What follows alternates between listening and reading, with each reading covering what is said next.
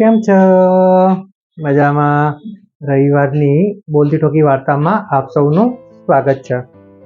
મારા મિત્રો, આજની જે વાર્તા છે તેનું નામ છે મરઘીના ઈંડા જેટલું બીજ. મારા મિત્રો, વાર્તા શરૂ કરીએ તે પહેલા એક રિક્વેસ્ટ છે કે હમણાં થોડા જ સમયમાં, થોડા જ દિવસોમાં ધોરણ 10 અને 12ની બોર્ડની પરીક્ષાઓ શરૂ થવા જઈ રહી છે. આ એવો સમય છે, આ એવો એક મહિનો, દોઢ મહિનો છે કે જ્યાં વિદ્યાર્થીઓ, વાલીઓ અને શિક્ષકોને ખૂબ વધારે તણાવ વર્તાતો હોય છે. તો આ લોકોનો તણાવ અને સ્પેશિયલી વિદ્યાર્થીનો તણાવ, સ્ટ્રેસ જરા ઓછો થાય તેના માટે એક સરસ મજાનું પુસ્તક છે, એક્ઝામ કી એસી કી તૈસી. એનો એક વિડીયો મેં બનાવેલો છે. તમારા મિત્રો, આ જે વિડીયો છે તે તમારા ફ્રેન્ડ્સ ગ્રુપમાં, ફેમિલી ગ્રુપમાં અને ખાસ કરીને જ્યાં વિદ્યાર્થીઓ છે તેવા ગ્રુપમાં ફોરવર્ડ શેર કરીને આ વિદ્યાર્થીઓને કંઈક હકારાત્મક, કંઈક સકારાત્મક મદદ મળી રહે તેના માટે પ્રયત્ન કરવા મારી વિનંતી છે. આટલું કરશો ને મિત્રો?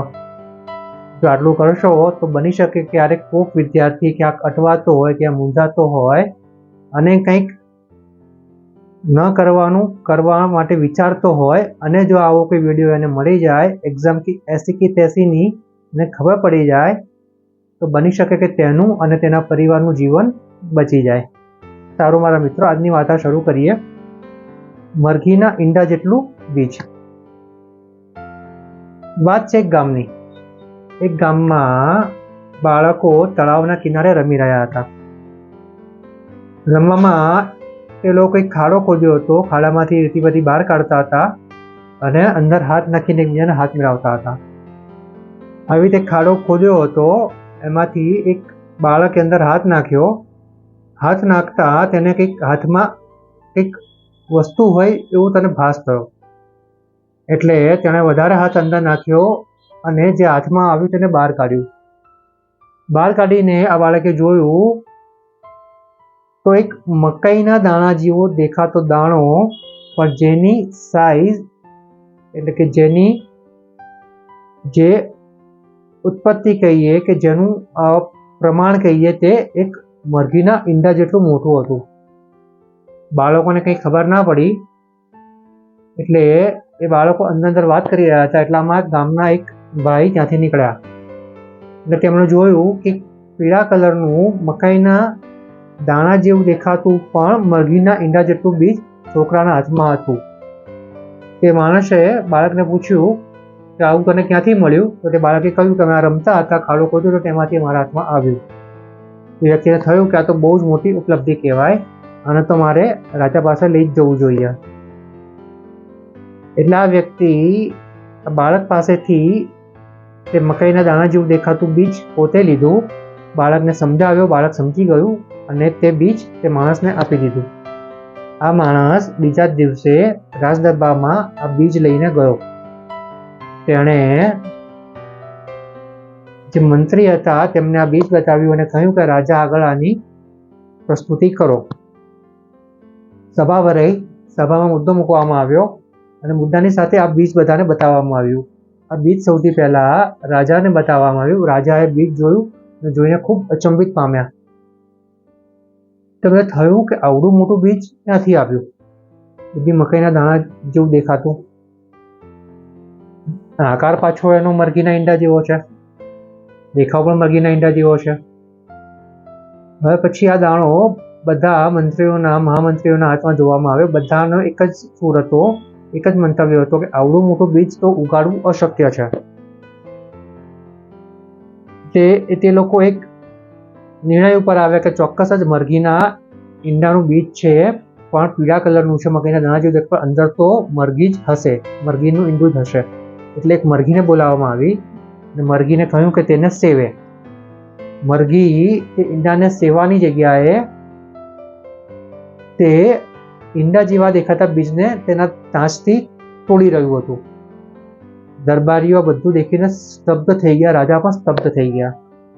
તેમણે જોયું કે ધીરે ધીરે કરીને તે મરઘીએ મકાઈનો દાણો તોડી નાખ્યો અને જે ભૂક્કો જે થયો તે પૂરું પોતે ખાઈ ગઈ. આની પરથી ખ્યાલ આવ્યો કે આ ખરેખર મકાઈનું બીજ જ હતું. અડધું બીજ બાકી હતું, બાકી અડધું જે પેટ ભરાયું તેટલું પેટ ભરીને મરઘી ત્યાંથી જતી રહી. અડધું બીજ આ લોકો પાસે હતું. બધાએ રાજ દરબારમાં ખૂબ ચર્ચા માંડી, પણ કોઈને કંઈ ખબર ના પડી કે આવડું મોટું બીજ તો ઉગાડવું કેવી રીતે શક્ય છે. એટલે રાજાએ મહામંત્રીને કહ્યું કે હવે તમારે આ જે રહસ્ય છે તે ઉકેલવાનું છે.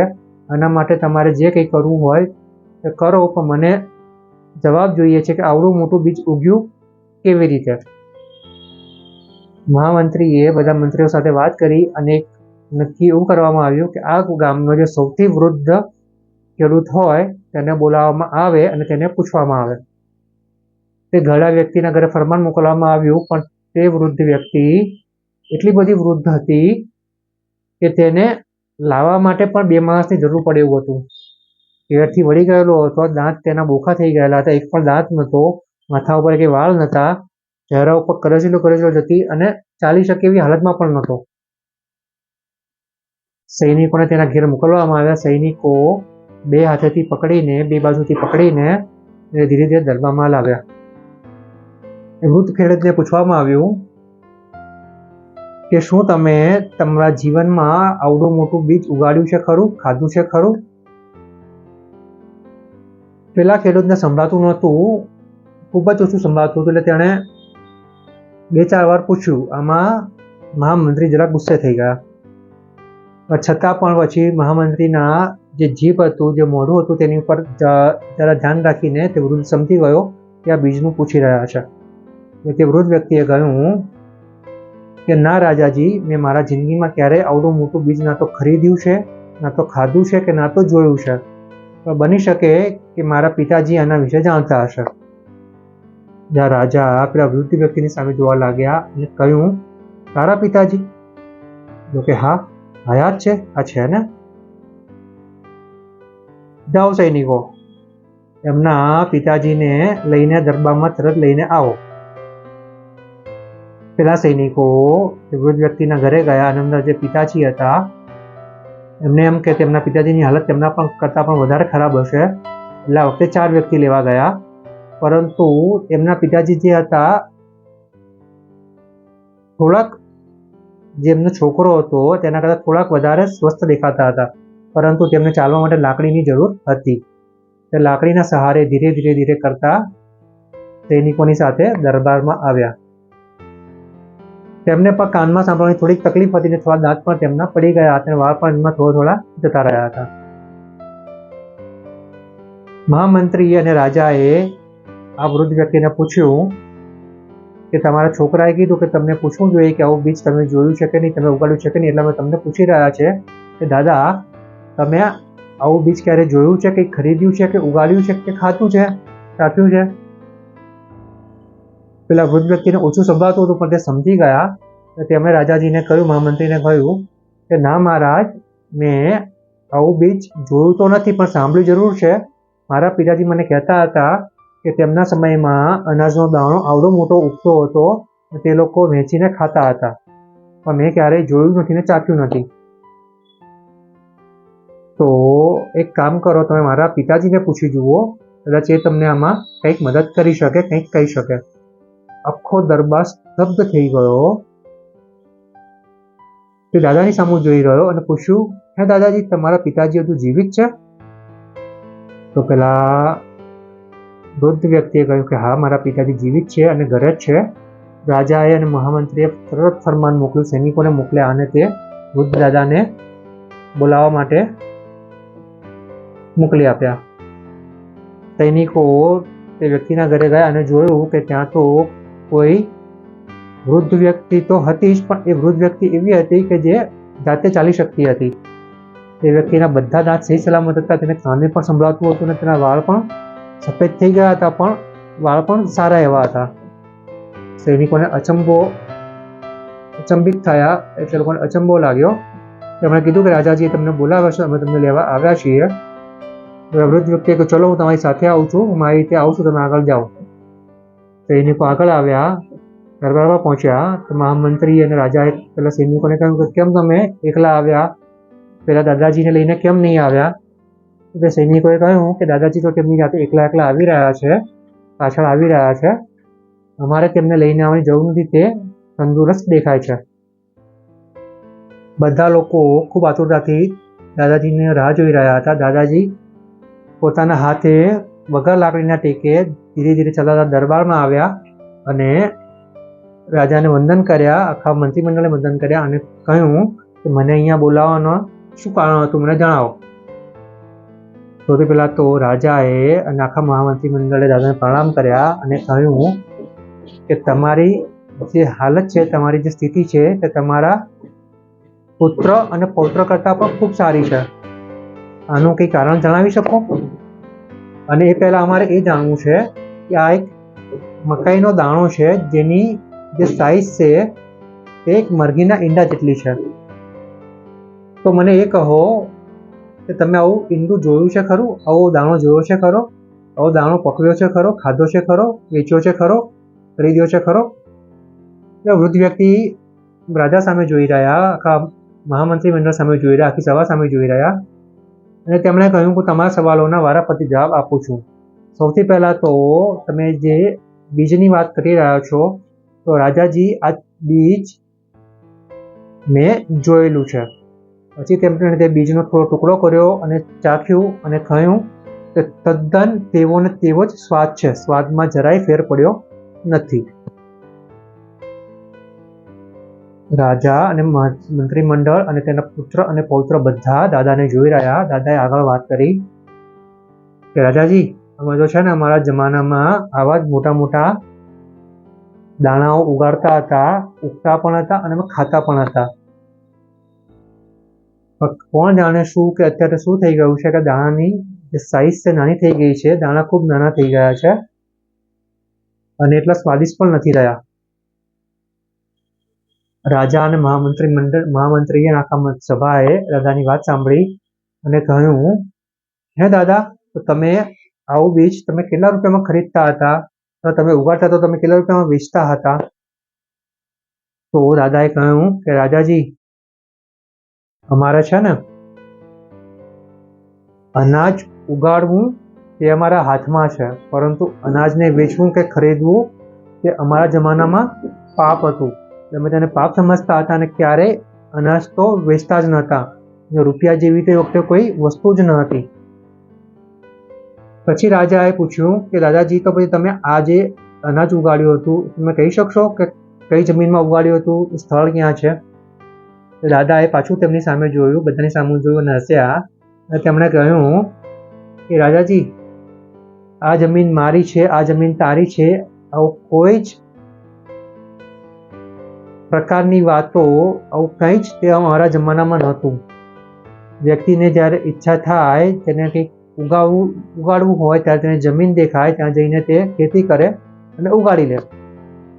એટલે અમારા મતે એવું હતું કે જ્યાં અમે ખેતી કરીએ તે જ અમારી જમીન, અને પછી અમે ખેતી ના કરીએ, બીજું કોઈ ખેતી કરીએ જમીન તેની.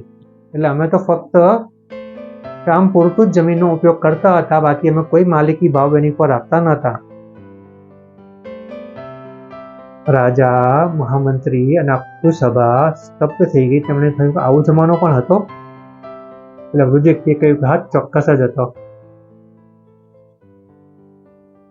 તો રાજાજીએ અને આખી સભાએ તે વૃદ્ધ વ્યક્તિને પ્રણામ કર્યા અને કહ્યું કે ખરેખર અમે તમારી વાત સાંભળીને ખૂબ ખુશ થયા, અમને ખૂબ માર્ગદર્શન મળ્યું, તમારો ખૂબ ખૂબ આભાર. આ વૃદ્ધ વ્યક્તિ જે દાદાના પણ દાદા હતા, તેમણે જતા જતા વાત કરી કે રાજાજી, જો તમને ખરાબ ના લાગે તો એક વાત કહું કે અત્યારની જે દુનિયા છે ને, અત્યારનો જે જમાનો છે તે ખૂબ બદલાઈ ગયો છે. અત્યારે બધાને પોતપોતાની જ પડી છે. તમારી સામે કોઈ વ્યક્તિ ભૂખ્યું હોય તો તમે તેને જોઈને નજર ફેરવો છો, પણ તેને કોઈ જ મદદ કરતા નથી. અમારા જમાનામાં આવું નહોતું અને અમે એકબીજા માટે વિચારતા હતા. તેના માટે જ અમારા મકાઈના દાણા કે બીજ જે કંઈ હોય તે બધા બીજ ખૂબ મોટા હતા, ખૂબ જ સ્વાદિષ્ટ હતા અને અમે જેટલું પણ ખાતા તે બધું જ અમે પચાવી જાણતા. અમે શારીરિક શ્રમ પણ બહુ કરતા. અત્યારે જમાનો કેવો આવી ગયો છે કે લોકો પોતાની ખેતી બીજા અન્ય લોકો પાસે કરાવે છે અને પોતે તો આરામ જ કરે છે, પોતે બીજા કોઈ કામ ધંધા કરે છે. એટલે જે વ્યક્તિનું ફોકસ હોવું જોઈએ કે મારે મારા ખેતરમાં ખૂબ મોટું અને ખૂબ સારું અનાજ ઉગાડવું છે, તે ત્યાં નથી રહેતું અને જેવું ઉગે છે તેવું જ લોકો ખાય છે, લોકો ખરીદે છે અને વેચે છે. તો બસ મારે એટલું જ કહેવું છે કે પહેલાનો જમાનો ખૂબ સારો હતો. મને આશા છે કે આવો જમાનો ફરીથી આવશે. એવું કહીને દાદાજીએ તે રાજસભામાંથી વિદાય લીધી. કે દાદા તેમનો પુત્ર અને પૌત્ર ત્રણેય ધીરે ધીરે પોતાના ઘર તરફ ગયા. સૈનિકો પેલા પૌત્રને અને દાદાને મૂકવા માટે આવ્યા અને પેલા જે વૃદ્ધ દાદા હતા તે તો પોતાની રીતે ચાલતા ગયા. મારા મિત્રો, આજે વાર્તા છે મરઘીના ઈંડા જેટલું બીજ, તે અહીંયા પૂરી. આ વાર્તા આપણને આપણા પૂર્વજોના સમયમાં લઈ જાય છે. આ એવો સમય હતો કે જ્યારે લોકો એકબીજાની ખૂબ ચિંતા કરતા, લોકો એકબીજાની ખૂબ કાળજી લેતા. આ તારું છે, આ મારું છે, હું મોટો છું, તું નાનો છે, ધનવાન છું, તું ગરીબ છે, આવી કોઈ જાતની ભાવના તે સમયમાં નથી. બધા એકબીજાને ખૂબ પ્રેમથી મળતા, હંમેશા એકબીજાને મદદ કરવા માટે આતુર રહેતા અને જો કોઈને કંઈ તકલીફ હોય તો બધા જ ભેગા થઈને તે વ્યક્તિની તકલીફ દૂર કરતા અને આવી જ રીતે પોતાનું જીવન જીવતા. એવું કહેવાય છે કે આ જે જમાનો હતો તે સનાતન યુગ હતો, એટલે કે તે સતયુગ હતો. મારા મિત્રો, જો આપણે ધારીએ તો આવો જમાનો આપણે આજે પણ લાવી શકીએ છીએ, પણ જરૂર છે આપણે બધાએ સાથે મળીને કામ કરવાની.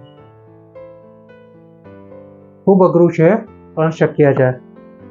જો આપણે આવી સારી સારી વાતો સાંભળીને તેની પર કંઈક અમલ કરવાનો પ્રયાસ કરીએ. આપણે પોતે તો ખેતી નથી કરવાના, પણ આપણે જે કંઈક કામ કરી રહ્યા છીએ, આપણે જે પણ છીએ તેમાં આપણે જરા આપણી બુદ્ધિનો ઉપયોગ કરીએ, દિલથી કામ લઈએ. જ્યાં આપણને કોઈને મદદરૂપ થઈ શકે ત્યાં મદદરૂપ થઈએ. હંમેશા પૈસાનો વિચાર ના કરીએ. આપણાથી થતું તેટલું બધું જ સારું અને સકારાત્મક કરવાનો પ્રયાસ કરીએ તો ચોક્કસ જ એવું કહી શકાય કે જે આપણો સતયુગ હતો તે અત્યારે પાછો આવી શકે છે. એના માટે આપણે જ મહેનત કરવી પડશે. બરોબર ને મિત્રો? આપણે સાથે મળીને કરીશું તો ચોક્કસ જ થઈ જશે.